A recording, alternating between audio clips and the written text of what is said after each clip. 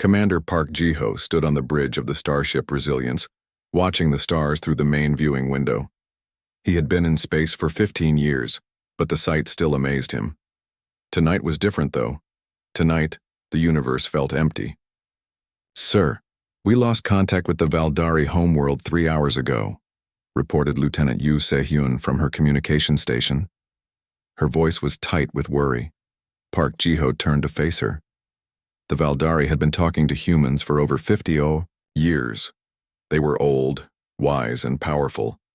Their ships could travel faster than anything humans had ever built. Their cities floated in space like glowing jewels. They had taught humanity many things about the galaxy. "What was their last message?" he asked. Lieutenant Yu checked her screen again. "They said something was coming, something they had never seen before. Then the signal just stopped." Park Ji-ho walked to the communication station and looked at the data himself. The Valdari transmission had been cut off in the middle of a word, not faded away slowly like a broken machine. Just stopped, as if someone had turned off a switch. "Send a message to Earth Command," he ordered. "Tell them we have lost all contact with the Valdari Empire." This was not the first time.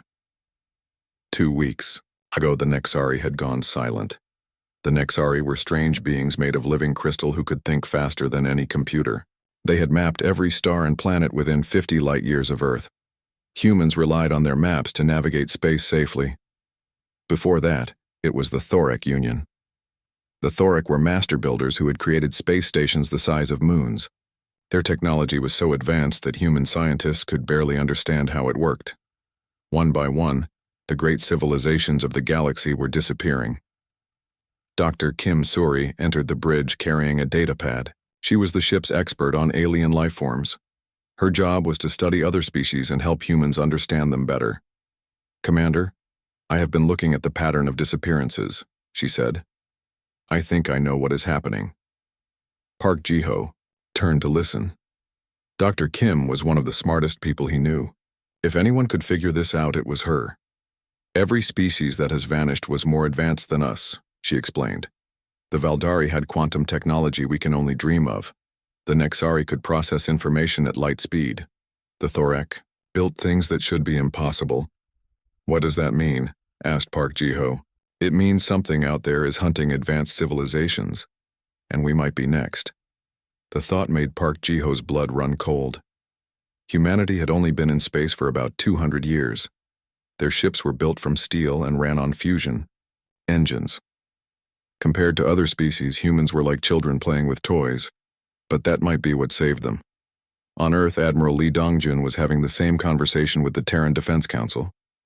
The council chamber was full of worried voices as reports came in from across the galaxy.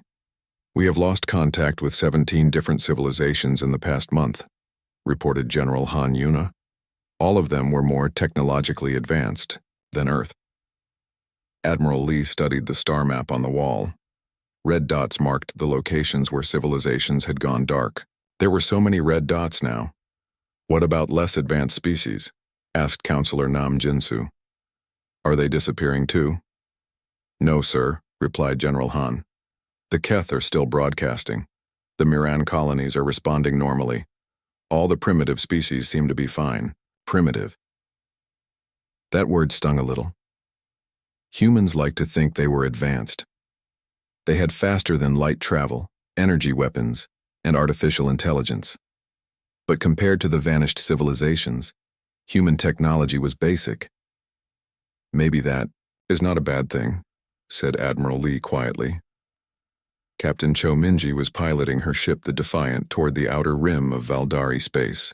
Her mission was to investigate what had happened to the Valdari research station on Kepler 7. The station had been home to over 3 million Valdari scientists and their families. "Approaching the target system now," reported her navigator, Ensign Park Yoonjung. "All sensors are active." Captain Cho looked at her crew. They were young, brave, and completely outmatched if they ran into whatever had destroyed the Valdari. The Defiant was a good ship, but it was built by humans. Its hull was made of titanium steel. Its weapons were plasma cannons that would have been considered outdated by any advanced species. "What do you see?" she asked. Ensign Park stared at her instruments in confusion. Nothing, Captain. The system is completely empty. That is impossible, said Dr. Choi Young-ho, the ship's science officer. There should be a research station, 3 moons, and at least 50 smaller facilities. Captain Cho moved to look at the sensor display herself. The screen showed empty space where a thriving colony should have been. No debris, no energy signatures, no sign that millions of beings had ever lived there. Run a full spectrum scan, she ordered. Check for any traces of metal, organic matter, or energy residue. The scanners worked for several minutes.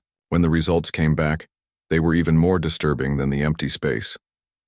Captain, said Dr. Choi in a shaky voice, there is nothing here. Not even dust. Whatever did this did not just destroy the station. They erased it completely. Back on the Resilience, Commander Park Ji-ho was receiving similar reports from other human ships. Every investigation team found the same thing: empty space where great civilizations used to be. Sir, called Lieutenant Yu from her station, I am picking up a transmission from Earth Command. The message was from Admiral Lee Dongjin himself. His face appeared on the main screen, and he looked older than Park Ji-ho remembered. All ship commanders are ordered to return to Earth immediately, said the Admiral. We are calling an emergency meeting of the Defense Council. What we have learned changes everything. Park Ji-ho felt a chill run down his spine. In 15 years of space service, he had never seen Admiral Lee look scared. But there was fear in the old man's eyes now. Set course for Earth, he ordered, maximum speed. As the Resilience turned toward home, Park Ji-ho wondered if there would still be an Earth to return to.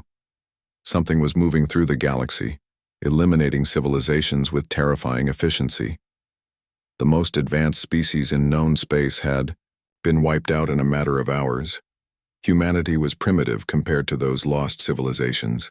Their ships were slower, their weapons weaker, their technology centuries behind. But maybe, just maybe, that would be enough to keep them alive. Long enough to find answers. The universe had gone silent. Now it was up to humanity to find out why, and to make sure they did not join that terrible silence. Dr. Kim Suri worked late into the night, studying the data from the vanished worlds. She had a theory, but it was too frightening to voice. If she was right, then the galaxy was in more danger than anyone imagined, and humanity, the youngest and weakest spacefaring species, might be the only ones left who could do anything about it. Engineer Lim Hyunwoo was not supposed to be awake at 3 in the morning, but sleep was impossible when the universe was falling apart around them. He sat alone in the engine room of the Starship Discovery, staring at sensor readings that made no sense. For the past 3 weeks, he had been trying to understand how entire civilizations could just disappear. His instruments showed strange readings in the empty spaces between star systems. Most engineers would have ignored them as background noise. But Lim Hyunwoo was stubborn, and he noticed patterns where others saw chaos. Computer, enhanced sector, 7 readings, he said to the ship's artificial intelligence. The screen showed a region of space that should have been completely empty, but when he filtered the data through old Earth radio detection methods, something appeared. Massive structures were hiding in the darkness, invisible to normal sensors. Lim Hyunwoo's hands shook as he realized what he was seeing. The structures were huge, bigger than anything humans had ever built. They were old, too, millions of years old according to the energy signatures. He ran to wake up Dr. Yoon Haeun, the ship's physicist. She was not happy to be woken up, but her anger disappeared when she saw the data. "This is impossible," she whispered, studying the readings. "How could we miss something this big?" "Because we were looking with the wrong eyes," said Lim Hyunwoo. "These things are designed to hide from advanced sensors, but our old radio bounce method is too primitive for them to block." Dr. Yoon ran her own calculations. The numbers were terrifying. The hidden structures contained energy levels that could power entire star systems. Whatever lived inside them was far more advanced than any species humanity had ever encountered. "We need to tell Captain Bae immediately," she said. Captain Bae Taehyun listened to their report in his ready room. He was a calm man who had served in the Terran Defense Fleet for 20 years. But even he looked worried as he studied the sensor data. "How many of these structures are there?" he asked. At least 50 that we can detect, replied Dr. Yoon. Probably more. They are positioned throughout the galaxy in a pattern that would allow them to monitor every inhabited system. Captain Bay stood up and walked to the window. Outside, the stars looked peaceful and normal. It was hard to believe that ancient watchers were hiding in the darkness between them. Send this data to Earth Command immediately, he ordered, and prepare a probe. I want to get a closer look at one of these things. On Earth, Intelligence Officer Kang Sunho was having trouble sleeping too. His job was to analyze threats to humanity, and lately there had been too many threats to count. The disappearing civilizations were bad enough, but the new data from the discovery made everything worse. He sat in his office deep underground, surrounded by screens showing information from across the galaxy. The hidden structures were not just watching, they were actively doing something. His computers had been analyzing communication patterns for weeks. Every civilization that had disappeared had one thing in common. In their final days, they had been trying to contact someone or something in the empty regions of space. Computer, show me the Valdari's final transmissions, he said. The screen displayed intercepted messages from the last days of the Valdari Empire. Most were normal communications between their worlds, but buried in the data were strange signals, directed toward empty space. The signals looked like surrender offers. Kang Sunho felt sick as he realized what had happened. The Valdari had discovered the Watchers, they had tried to negotiate, and then they had been erased from existence. He called Admiral Lee Dongjun immediately. Admiral, I need to brief you on a Code Black situation, he said when the Admiral answered. Admiral, Lee was in the briefing room within 10 minutes. Kang Sunho showed him the evidence he had found. The pattern was clear once you knew what to look for. They are not just random attacks, Kang Sunho explained. The Watchers evaluate each civilization. When a species becomes too advanced, they eliminate them. How did they decide what is too advanced? Asked Admiral Lee. Technology level, energy output and expansion rate, replied Kang Sunho. Every vanished civilization had reached a point where their technology could threaten the Watchers themselves. Admiral Lee studied the data carefully. Humanity was growing fast. Their technology was improving every year. Their colonies were spreading across dozens of star systems. How long do we have? He asked. Based on current projections, maybe 6 months before we reach their threshold, said Kang Sunho. But sir, there is something else. Something worse. He showed the Admiral another set of readings. The hidden structures were becoming more active. Energy levels were rising across the galaxy. I think they are preparing something big, said Kang Sunho. Not just elimination of individual species, a complete reset. They want to wipe out all intelligent life and start over. On the Discovery, Captain Bay was leading a team to investigate one of the hidden structures. They approached carefully, in a small shuttle, using only passive sensors to avoid detection. Target is 2 kilometers ahead, reported the pilot, Lieutenant Jin Min-hyuk. Still no response from the structure. Through the shuttle windows, they could see it now. The structure was beautiful and terrible at the same time. It looked like a crystal flower made of dark metal, with energy patterns flowing through its surface like living light. Take us closer, ordered Captain Bay. But be ready to run if anything happens. As they got nearer, the structure suddenly came alive. Lights appeared along its surface and the energy patterns began moving faster. A voice spoke in their minds, not through their radios, but directly into their thoughts. Primitive beings, the voice said. You have found us. This was not expected. Captain Bay tried to respond, but the voice continued without waiting. We are the Purifiers, it said. We have watched this galaxy for 4 million years. We maintain the balance. We prevent chaos. What balance? Asked Dr. Yoon, though she was not sure if the entity could hear her. Advanced civilizations are a disease, the voice replied. They spread beyond their worlds. They create weapons that could destroy stars. They must be stopped before they threaten. The natural order. Captain Bay felt cold fear in his chest. What about younger species? What about humanity? You are not yet a threat, said the voice. but you grow quickly. Soon you will join the others in silence. The structure began to pulse with increasing energy. The shuttle's instruments screamed warnings as massive power levels built up around them. "We are leaving now," Captain Bay told his pilot. Lieutenant Jin pushed the engines to maximum power. The shuttle raced away from the structure as energy beams lanced through the space where they had been moments before. "Did it try to kill us?" asked Dr. Yoon. "No," replied Captain Bay grimly. "It was showing us what would happen if we came back." Back on Earth, the Terran Defense Council met in emergency session. The reports from the Discovery had confirmed their worst fears. The galaxy was ruled by ancient beings who eliminated any species that became too advanced. "We have two choices," said Admiral Lee to the assembled leaders. "We can try to hide our development and hope they ignore us, or we can prepare to fight." Counselor Nam Jin-soo shook his head. "Fight them? Admiral, these beings have eliminated civilizations far more advanced than us. The Valdari had technology we can barely imagine. If they could not survive, what hope do we have?" "Maybe that is exactly why we have hope," replied Admiral Lee. "We are not like the Valdari or the Nexari. We do not think like them. We do not fight like them." He stood up and looked around the room at the worried faces of Earth's leaders. "The purifiers expect us to act like an advanced civilization.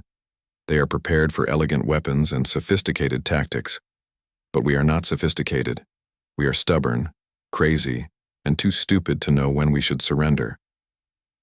That might be exactly what we need to win. Captain Bae Tae-hyun stood in the hangar bay of the battleship Defiance, looking at his strike team. 12 ships and 300 volunteers. It was not much to fight an enemy that had destroyed civilizations spanning thousands of worlds. "Remember," he told his captains, "we are not trying to win a war today. We are trying to buy time for Earth to prepare." The plan was simple and insane. They would attack one of the smaller purifier stations and try to learn how their technology worked. Every military expert on Earth had said it was suicide. Captain Bay agreed with them, but someone had to try. "Launch when ready," he ordered. The 12 ships left the safety of Earth's defense grid and headed into the darkness between stars. They were not the sleek, energy-powered vessels that advanced civilizations used. These were human ships, built from steel and determination. Dr. Oh Ji-won sat in the computer center of the lead ship, working on humanity's secret weapon. She was Earth's best programmer, but she had never tried to create a virus that could infect alien technology before. "The problem," she explained to her assistant, "is that other species create logical, organized computer systems. Everything has its place and follows clear rules." She showed him examples of Valdari and Nexari programming. The code was beautiful, elegant, and perfectly structured. It was also completely different from anything humans had ever created. "Our computers are a mess," she continued. "We have old code mixed with new code. We have patches on top of patches. We have systems that should not work, but somehow do anyway." Her assistant looked confused. "How is that helpful?" Dr. O smiled. "Because chaos is very hard to fight when you are used to order." She had been working for weeks to create a computer virus based on Earth's messiest programming. The virus did not follow any logical pattern. It changed randomly, copied itself in strange ways, and generally behaved like a computer program designed by someone who had never learned proper coding. "Will it work?" asked her assistant. "I have no idea," said Dr. O honestly. "But neither will they." Commander Co. Youngman was preparing his boarding team for something that had never been attempted before. No one had ever tried to board a purifier vessel. Most species fought space battles from a distance using energy weapons and guided missiles. Humans did things differently. "Check your magnetic boots," he told his team. "Check your cutting tools, check your explosives." The plan was to attach their ship directly to a purifier vessel and cut their way inside. Once there, they would plant Dr. O's virus directly into the enemy computer systems and try to gather information about purifier technology. It was the kind of plan that only humans would consider. "Sir," asked Sergeant Park Sun-mi, "what do we do if we meet purifiers face to face?" Commander Co checked his plasma rifle. "We introduce them to human diplomacy." The strike force reached their target after 6 hours of travel. The purifier station hung in space like a dark jewel, its surface covered with flowing energy patterns. It was beautiful and deadly. "All ships, begin attack run," ordered Captain Bay. The human ships opened fire with everything they had. Kinetic projectiles, plasma bolts, and nuclear missiles streaked toward the station. The purifiers had been expecting energy weapons that they could deflect or absorb. They were not ready for chunks of metal fired from railguns.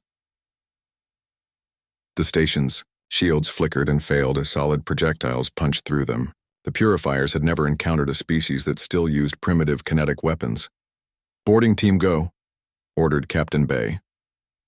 Commander Seo's ship slammed into the side of the station with a crash that shook both vessels.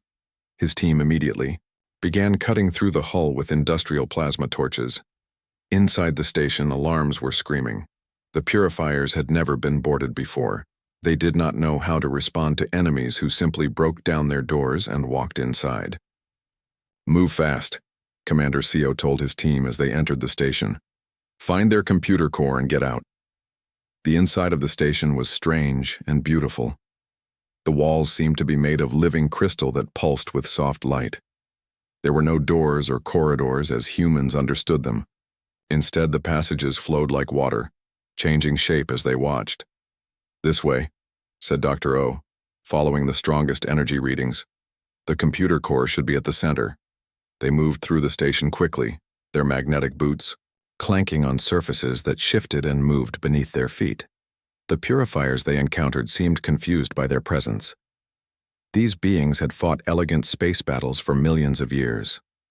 They had never dealt with soldiers carrying plasma rifles and backpacks full of explosives. The computer core was a room filled with floating crystals that hummed with power. Dr. O immediately began connecting her equipment to the alien systems. "I need 5 minutes," she said. Commander Seo and his team set up a defensive perimeter. Outside the room, they could hear strange sounds as the purifiers finally began to respond to the invasion. "Contact front," called Sergeant Park as the first purifier appeared in the doorway. The being was tall and thin, made of the same crystal material as the walls. It moved with fluid grace and spoke in musical tones that their translators could barely understand. "Primitive beings," it said. "You cannot comprehend what you are interfering with." "Maybe not," replied Commander Seo, raising his rifle. "But we can shoot it." The battle inside the station was unlike anything in recorded history. The purifiers used weapons that bent space and time, creating areas where gravity reversed or time moved backward. The humans responded by shooting everything that moved and exploding anything that looked important. "Got it," called Dr. O. "Virus is uploaded and spreading." The effects were immediate. The crystal walls began flickering as the virus spread through the station's systems. The purifiers' coordinated movements became erratic as their shared consciousness was disrupted by chaotic human logic. "Time to go," ordered Commander Seo. The boarding team fought their way back to their ship as the station began to tear itself apart. The virus was causing system failures throughout the structure, and the purifiers seemed unable to stop it. "Ships withdraw," ordered Captain Bay as his fleet pulled back from the dying station. Behind them, the purifier station went dark. For the first time in millions of years, a purifier facility had been destroyed by an enemy attack. But the celebration was brief. Captain Bay's sensors showed dozens of new contacts approaching. The purifiers were sending reinforcements, and they were angry. "Set course for Earth," he ordered. "Maximum speed." As the human fleet raced home, Dr. O studied the data they had gathered. The virus had worked better than expected, spreading not just through the local station but into the purifier network itself. "We hurt them," she reported to Captain Bay, "but they will adapt. Next time will be harder." Captain Bay nodded grimly. They had proven that humans could fight the purifiers and win, but they had also revealed themselves as a threat. The purifiers would not ignore humanity any longer. The real war was about to begin. Captain Cho Minji limped her ship, the Defiant, back to Earth with half her crew dead and her hull held together by metal plates and hope. The strike on the purifier station had been successful, but the cost was terrible. "Damage report," She called to her engineering officer. Hull breaches on decks 3 through 7, replied Chief Engineer Yoon Jae-hyun. Life support is failing on the lower levels. We have maybe 6 hours before complete system failure. Through the viewing window, Captain Cho could see the other ships in their small fleet. Only 7 of the 12 vessels were still functioning. The others were either destroyed or drifting in space, their crews rescued by the survivors. But they had learned something important. The purifiers could be hurt. Admiral Lee Dong-jun waited for the survivors in Earth's orbital command center. The returning ships looked like they had flown through hell, but they carried information that could save humanity. Report, he said, as Captain Bay entered the briefing room. The virus worked, Captain Bay replied. Dr. O's chaotic programming confused their systems completely. We destroyed one of their stations and gathered data on their technology. Admiral Lee felt a moment of hope. Then he saw the expression on Captain Bay's face. But they are coming, Captain Bay continued. Our attack got their attention. The purifiers are mobilizing their entire fleet to eliminate the human threat.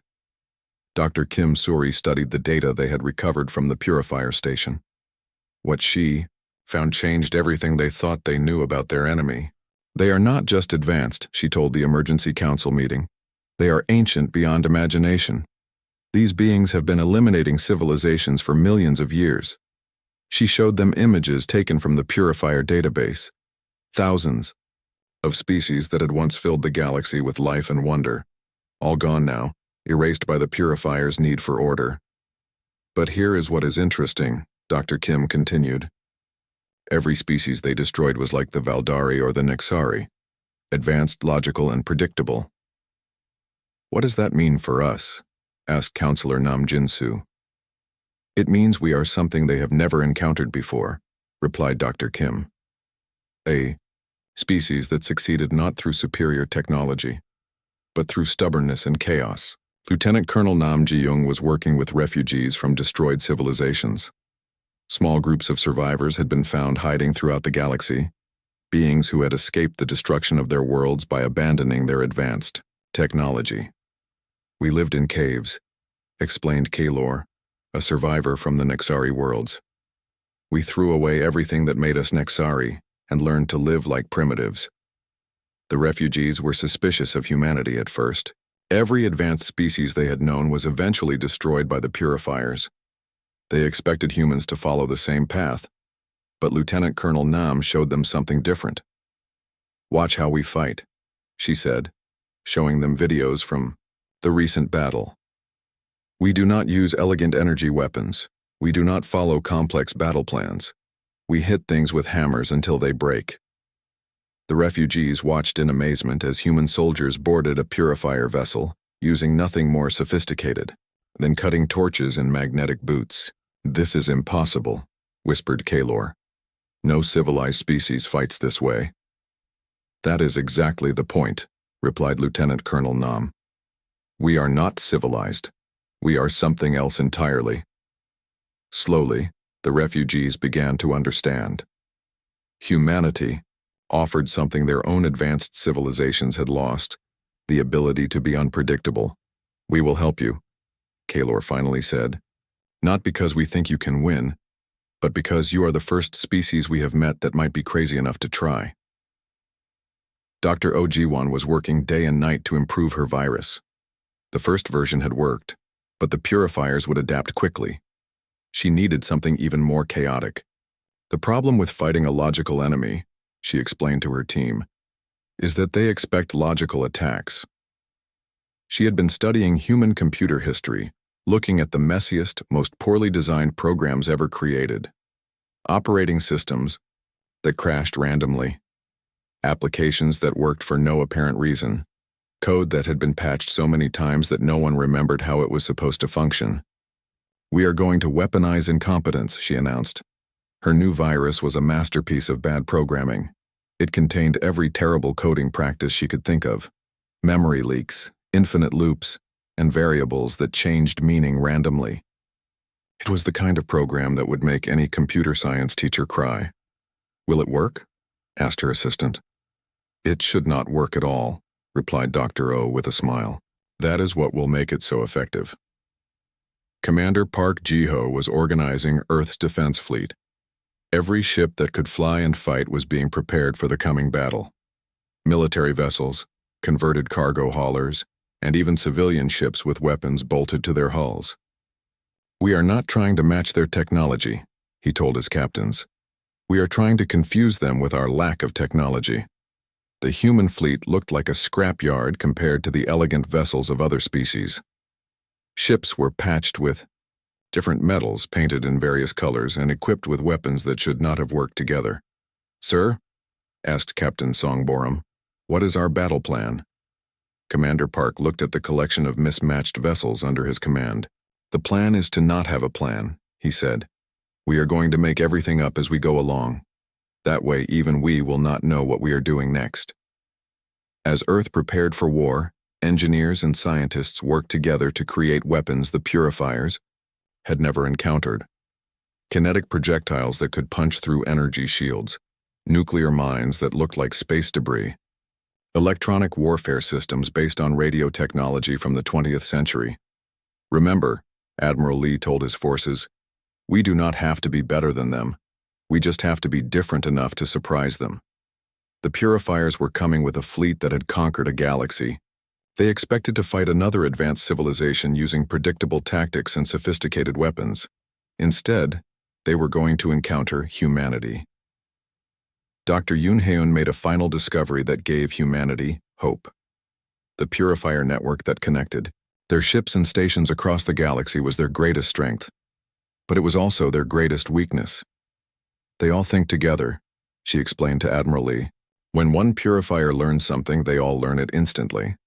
"How does that help us?" asked the Admiral. "Because if we can confuse one of them badly enough, we confuse all of them," replied Dr. Yoon. "Their collective consciousness becomes their vulnerability." Admiral Lee smiled grimly. Humanity had always been good at causing confusion. The purifier fleet appeared at the edge of the solar system like a wall of dark stars. Thousands of ships, each one more advanced than anything humans had ever built. Their technology was perfect, their coordination flawless. They came expecting another easy victory against a species that would fight and lose according to established patterns. What they found instead was humanity, waiting with weapons that should not work, tactics that made no sense, and the absolute determination to protect their home no matter the cost.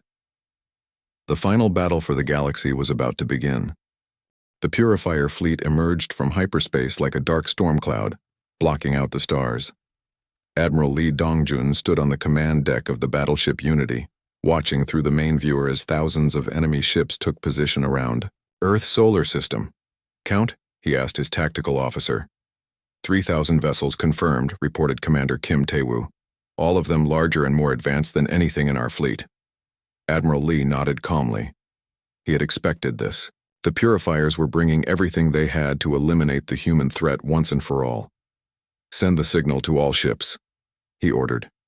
"Begin Operation Chaos." Across the human fleet, captains received their final orders. There was no grand strategy, no complex battle plan, just simple instructions. Cause as much confusion as possible and never do what the enemy expects. Captain Song Boram commanded a converted mining ship called the Stubborn Mule. Her vessel had been fitted with the largest railgun Earth's engineers could build, a weapon that fired solid metal projectiles at incredible speed. "Target the lead purifier ship," she told her gunner. "Maximum power." The railgun fired with a sound like thunder. The metal projectile streaked across space and slammed into the purifier vessel's energy shield. The advanced barrier, designed to deflect elegant energy weapons, had no idea how to handle a simple chunk of metal moving at high speed. The shield collapsed and the projectile punched completely through the enemy ship. "Direct hit," reported the gunner with amazement. "Their ship is venting atmosphere." Captain Song smiled. "Fire again." Commander Park Ji-ho was piloting his ship directly at a group of purifier vessels, his engines at maximum power. This was not a tactic any sane military would use, but humans had given up on being sane. "Sir," called his navigator nervously, "we are on a collision course." "I know," replied Commander Park. "Hold steady." At the last possible moment, he fired his ship's entire payload of nuclear missiles at point-blank range, then used emergency thrusters to spin away from the blast. The explosion consumed 3 Purifier ships that had been trying to coordinate their attack. The Purifiers had never encountered an enemy willing to nearly destroy their own ship to damage the enemy. Dr. O.G.1 sat in the computer center of Earth's orbital defense station, watching as her improved virus spread through the Purifier network. The results were even better than she had hoped. "Their coordination is breaking down," she reported to Admiral Lee. "Ships are receiving conflicting orders. Some are attacking their own forces. The virus was not just damaging individual ships. It was poisoning the collective consciousness that allowed the Purifiers to think and act as one. For the first time, in millions of years, they were experiencing confusion and doubt. "How long will it last?" asked Admiral Lee. "Hard to say," replied Dr. O. "They will adapt eventually, but right now they have no idea what is happening to them." Commander CO. Youngman was leading another boarding operation, this time against a Purifier command ship. His team had attached their vessel to the enemy hull and were cutting their way inside. "Remember," he told his soldiers, "these beings have never fought hand-to-hand combat. They do not know how to deal with enemies who get close." Inside the ship were in a state of panic. Their perfect technology was being disrupted by the virus, and now primitive beings were physically invading their vessel. "Surrender your ship," Commander CO told the first Purifier he encountered. The being, tall and graceful like living crystal, stared at him in confusion. "Surrender is not a concept we understand." "Then let me teach you," replied Commander CO, raising his plasma rifle. Lieutenant Colonel Nam Ji-young was coordinating attacks by the refugee forces. Ships crewed by survivors from destroyed civilizations were fighting alongside human vessels, using tactics they had learned from watching humanity's chaotic approach to warfare. "All refugee ships target the Purifier support vessels," she ordered. "Use random attack patterns." The survivors had abandoned their advanced weapons and elegant tactics. Instead, they fought like humans, using whatever worked and ignoring what did not. Keylor, commanding a ship crewed by Nexari survivors, rammed his vessel into a Purifier cruiser while firing every weapon he had. It was not the sophisticated warfare his species had once practiced, but it was effective. "I understand now," he said over the communication channel. "Victory is not about being advanced. It is about refusing to give up." Dr. Yoon Hyun was monitoring the Purifier network from Earth's surface. What she saw amazed and terrified her. "Admiral," she called on the emergency channel, "the virus is spreading faster than we expected. The Purifier's collective consciousness is starting to fragment. Across the galaxy, Purifier stations and fleets were losing contact with each other as the chaotic virus corrupted their shared mind. Beings who had thought as one for millions of years were suddenly alone with their individual thoughts.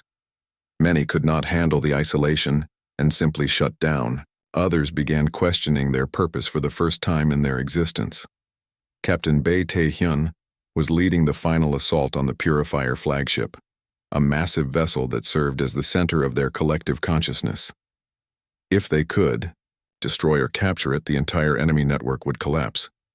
"All ships concentrate fire on the flagship," he ordered. The human fleet converged on the massive Purifier vessel from all directions. They attacked without coordination or tactics, each captain making their own decisions about how to fight. The Purifiers could not predict or counter such chaotic behavior. Their advanced battle computers, designed to analyze and defeat sophisticated strategies, had no response to enemies who acted on instinct and desperation. "Boarding teams go," ordered Captain Bay as his ship slammed into the flagship's hull. Commander CO and his soldiers fought their way through corridors filled with confused Purifiers. The virus had spread so completely through their systems that many of the beings no longer remembered who they were or why they were fighting. "The central core is ahead," reported Dr. O through the communication system. "Plant the final virus package there." Commander CO reached the heart of the Purifier flagship, a vast chamber where the collective consciousness of the entire species was centered. The room was filled with floating crystals that pulsed with failing energy. He connected Dr. O's final virus directly to the core system. The effect was immediate and devastating. The Purifier network, already weakened by chaos and confusion, completely collapsed. Across the galaxy, Purifier ships went dark as their crews lost connection to the collective consciousness that had defined their existence. On the flagship, the remaining Purifiers stared at Commander Sia with something humans had never seen in their species before: fear. "What have you done?" asked one of them, its musical voice filled with confusion. "We taught you what it means to be individuals," replied Commander Sia. "Welcome to thinking for yourself." The battle was over. The Purifier fleet, deprived of their collective consciousness, drifted helplessly in space. Some ships surrendered. Others simply powered down, their crews unable to function without the shared mind that had guided them for millions of years. Admiral Lee Dongjun stood on his command deck, watching as the greatest threat the galaxy had ever known was defeated, not by superior technology or advanced tactics, but by humanity's refusal to follow the rules. "All ships cease fire," he ordered. "Begin rescue operations for disabled Purifier vessels." Even in victory, humanity showed the compassion that separated them from their enemies. Dr. Kim Suri would later write in her report, "The Purifiers failed because they could only imagine one way to be advanced. They never considered that intelligence could come in forms other than logic and order. Humanity won because we embraced chaos, celebrated our flaws, and turned our weaknesses into strengths." The galaxy was free, and it had been saved by the species everyone had considered the least. Advanced humanity had answered when no one else could. 6 months after the Great Battle, Commander Cho Minji stood on the bridge of the starship New Dawn, looking out at a galaxy that was finally coming back to life. The ship was a strange combination of human engineering and Purifier technology, held together by determination and hope. "Status report," she asked her crew. "We are receiving transmissions from 17 different systems," reported Communications Officer Lee Sioa. "Survivor colonies are establishing contact with each other. For the first time since the Purifiers began their campaign," Commander Cho smiled. The galaxy was no longer silent. Voices that had been hidden for years were finally speaking again, sharing stories of survival and rebuilding. Dr. Kim Suri worked in the first interspecies research station, built from the wreckage of a Purifier command ship. Scientists and survivors from dozens of species were working together to rebuild what had been lost. "The knowledge is still there," she told her assistant, a young Valdari named Telok, who had survived, "by hiding on a remote mining station. The Purifiers destroyed civilizations, but they preserved their databases. Together, they were slowly recovering millions of years of scientific advancement. Art, literature, technology, and philosophy from species that had been thought lost forever were being restored and shared. But the new knowledge was different from before. It was being filtered through human sensibilities of cooperation and chaos, creating something entirely new." Admiral Lee Dongjun oversaw the formation of the Galactic Recovery Alliance from Earth's Orbital Command Center. Representatives from survivor species were arriving daily, seeking help and offering assistance. "The old way of organizing the galaxy by technological advancement is finished," he told the assembled delegates. "From now on, we measure worth by willingness to help others." The Alliance's first ships were already spreading across the galaxy, carrying supplies to struggling colonies and offering protection to vulnerable worlds. They were not the most advanced vessels ever built, but they carried something more valuable than superior technology: hope. Kalor, the Nexari survivor who had learned to fight like a human, commanded one of these relief ships. His crew was a mix of humans and refugees from a dozen different species. "Sir," reported his human navigator, Ensign Park Sung-kyung, "we are approaching the Thoric home system." Kalor looked at the scanner display. The Thoric had been master builders who created space stations the size of small moons. Now their system was empty except for a few hidden settlements on distant asteroids. "Send a message," he ordered. "Tell them the galaxy is safe again. Tell them it is time to come home." Dr. Ojiwan was working on her most ambitious project yet, a galaxy-wide communication network that would connect all survivor species without the risk of creating another collective consciousness like the Purifiers had possessed. "The key is to allow communication without forcing unity," she explained to her international team. Every species should be able to remain themselves while still working together. Her network was based on human internet protocols, chaotic and inefficient but remarkably resistant to control or corruption. It would allow the galaxy to share information without creating the kind of rigid order that had made the purifiers so dangerous. Captain Park Eun-jung commanded one of the new exploration vessels, the Wanderer. Her mission was to search the galaxy for hidden survivor enclaves and forgotten outposts. "Contact ahead," reported her scanner operator. Picking up weak life signs on the third planet, they found a colony of Zephyrians who had survived by reverting to primitive agriculture and hiding underground. The survivors were amazed to learn that the purifiers were gone. "The galaxy is free again," Captain Park told them. "You can return to the stars if you wish, or you can stay here in peace. The choice is yours." Many survivor species chose to remain simple, having learned that advanced technology was not necessary for happiness. Others began slowly rebuilding their civilizations, but with new principles learned from humanity's example. Lieutenant Colonel Nam Ji-young established the first interspecies military academy, where humans taught other species the tactics that had defeated the purifiers. The lessons were strange for beings accustomed to logical warfare. Rule 1, she told her students, never do what your enemy expects. Rule 2, when in doubt, try something that should not work. Rule 3, never give up, even when giving up makes perfect sense. The former purifiers presented a unique challenge. Some had chosen to end their existence rather than face life as individuals. Others had scattered across the galaxy, trying to learn what it meant to live without the collective consciousness that had defined them for millions of years.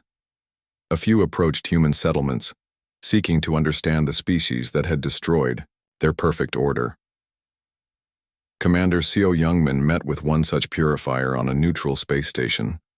The being was struggling to adapt to individual thought after millions of years of shared consciousness. "Why did you not simply destroy us?" it asked. "That would have been more efficient than forcing us to change." "Because change is better than death," replied Commander Seo. "Everyone deserves a chance to become something better." Dr. Yoon Haeun published her research on the purifier civilization, revealing the full extent of what they had destroyed over millions of years. The galaxy had been home to thousands of advanced species, each with unique cultures, technologies, and ways of understanding the universe. All lost because the purifiers could only imagine one correct way to exist. "The greatest tragedy was not the destruction of technology," she wrote, "but the elimination of diversity. The galaxy is poorer for every unique voice that was silenced. But new voices were emerging. Species that had hidden or been ignored were now free to develop in their own ways. The galaxy was becoming more diverse, not less, as different approaches to civilization were allowed to flourish. Humanity took its role as protectors seriously, but not in the way the purifiers had. Instead of imposing order, humans encouraged chaos. Instead of demanding uniformity, they celebrated differences. Admiral Lee Dong-jun often stood on his command deck, watching the communication displays that showed the growing network of free worlds. Each light represented a civilization that was rebuilding, exploring, or simply choosing to exist in peace. "The galaxy is loud again," he said to his aide, "and that is exactly how it should be." 10 years after the defeat of the purifiers, the galaxy had become something entirely new. Not the rigid hierarchy of the old days, nor the sterile order the purifiers had tried to maintain, but a chaotic, messy, beautiful community of diverse species working together. Children of different species played together on space stations. Scientists shared discoveries across vast distances. Artists created works that combined traditions from dozens of worlds, and at the center of it all was humanity. The species that had been considered the least advanced, now serving as teachers and protectors for a galaxy learning how to be free. Captain Cho Minji, now an admiral herself, commanded the flagship of the Galactic Recovery Fleet. Her crew included humans, Nexari, Valdari, Thorek, and even a few former purifiers who had learned to think for themselves. "Status report," she asked during their Latest mission to establish contact with a newly discovered survivor colony. All systems functioning normally, reported her Thoric engineering officer, though I still do not understand why human ships work when they should not. Admiral Cho laughed. Neither do we. That is what makes them so reliable. As the new dawn approached another world full of survivors ready to rejoin the galaxy, Admiral Cho reflected on how much had changed. The universe was no longer a place where the strong eliminated the weak, but a community where everyone had something to contribute. Humanity had answered when no one else could, not because they were the strongest or smartest species in the galaxy, but because they were too stubborn to accept that some problems could not be solved. The galaxy was finally free to grow in whatever direction it chose. And at the heart of that freedom was a simple human truth. Sometimes the best way to solve an impossible problem is to refuse to believe it is impossible. The stars were singing again, and the song they sang was one of hope.